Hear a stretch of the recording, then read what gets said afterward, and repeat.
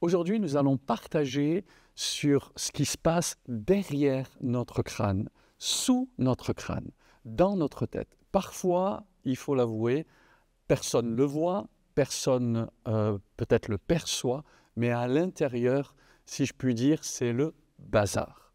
Parfois, à l'intérieur, nos pensées s'agitent, dira le psalmiste, mes pensées s'agitent en foule au-dedans de moi. Ne vous est-il pas arrivé de perdre le contrôle de votre tête, de perdre le contrôle de vos pensées? Et il est très important de réaliser que nos pensées, eh bien, ont un grand pouvoir sur notre destinée. Un homme est tel que sont ses pensées. C'est hyper important de réaliser qu'il faut être au contrôle de nos pensées, au contrôle de ce qui se passe derrière notre tête. Et c'est tout à fait possible.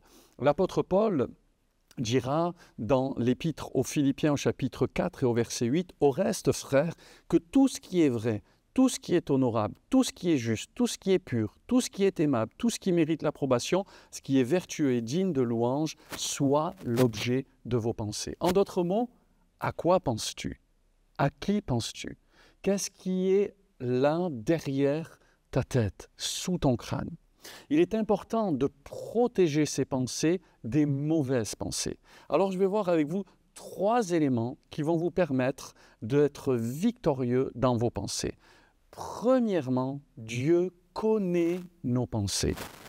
On ne peut pas cacher nos pensées à Dieu. On peut cacher nos pensées à notre entourage, mais Dieu sait exactement ce qui se passe derrière notre apparence. Dans l'évangile de Marc au chapitre 2 au verset 8, il est dit « Jésus ayant aussitôt connu par son esprit ce qu'ils pensaient au-dedans d'eux. » Et il leur dit « Pourquoi avez-vous de telles pensées dans vos cœurs ?» Bien-aimés, Jésus, Dieu lui-même, connaissent nos pensées. Ils savent exactement ce à quoi nous pensons.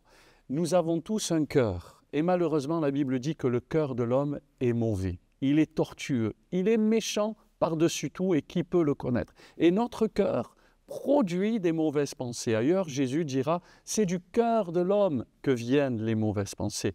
Et Dieu le sait. Mais la bonne nouvelle, c'est que Dieu ne te juge pas. Dieu connaît ton cœur, Dieu connaît mon cœur, Dieu connaît nos pensées, mais il ne nous juge pas. Il faut comprendre que devant Dieu, nous sommes comme un livre ouvert. Et il est important d'être vrai, d'être authentique et d'exposer nos pensées à la lumière du Seigneur. Deuxièmement, il est important d'avoir de bonnes pensées. Pourquoi? Parce que nos pensées déterminent nos paroles, déterminent nos actions, déterminent notre avenir, notre destinée. Le livre des Proverbes au chapitre 23 au verset 7 dit « Car il est comme les pensées de son âme. Mange et bois, te dira-t-il, mais son cœur n'est point avec toi. » Un homme est le fruit, le résultat de ce qu'il pense. Il est important d'avoir la victoire dans ses pensées. Il est important de reprendre le contrôle dans ses pensées. Si tu es comme le psalmiste, si tes pensées s'agitent en foule au-dedans de toi, il est important de remettre de l'ordre à l'intérieur de toi. Les mauvaises pensées, dès notre plus jeune âge, viennent à nous sans qu'on les choisisse et il nous faut le réaliser. Il est important de prendre la victoire dans nos pensées parce que nos pensées déterminent notre vie, tout simplement. Et troisièmement, nous devons également réaliser que nous avons la puissance et l'autorité nécessaires pour diriger, orienter nos pensées. Troisièmement, donc, tu as la puissance d'orienter tes pensées. Tu n'es pas obligé de penser mal. Tu n'es pas obligé d'entretenir de mauvaises pensées. Quelqu'un dira, pour ceux qui connaissent cette citation, on ne peut pas empêcher les oiseaux de voler au-dessus de notre tête, mais on peut les empêcher d'y faire leur nid. Tu n'es pas obligé de mal penser, mais tu peux avoir des pensées vertueuses, comme nous l'avons lu au début de cette capsule vidéo. Un jour, un homme de Dieu pensait mal. C'est Jérémie. Il pensait de façon négative. Il pensait en termes de défaite. Il pensait à des choses auxquelles il ne devait pas penser. L'Écriture dit dans Lamentation chapitre 3 au verset 19, il dira « Quand je pense à ma détresse et à ma misère, à l'absinthe et au poison, quand mon âme s'en souvient, elle est abattue au-dedans de moi, mais voici ce que je veux repasser en mon cœur, ce qui me donnera de l'espérance. » Il va réaliser qu'il y a une relation de cause à effet entre ce qu'il ressent dans ses émotions et ce qu'il pense dans sa tête.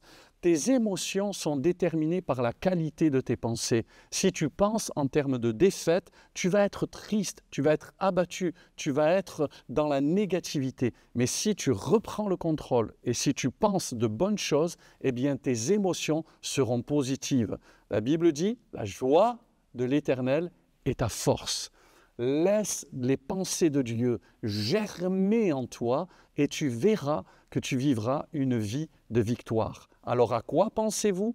Pensez à ce que Dieu veut que vous pensiez, pensez à Jésus, pensez à son œuvre, pensez à Dieu, plongez vos regards dans la parole de Dieu et vous verrez eh bien, que vos pensées et votre vie s'en portera mieux. Alors n'oubliez pas ceci. Numéro 1, Dieu connaît vos pensées. Numéro 2, il est important d'avoir de bonnes pensées. Numéro 3, vous avez le pouvoir d'orienter vos pensées. Que Dieu vous bénisse et n'oubliez pas, ayez de bonnes pensées à la gloire de Dieu.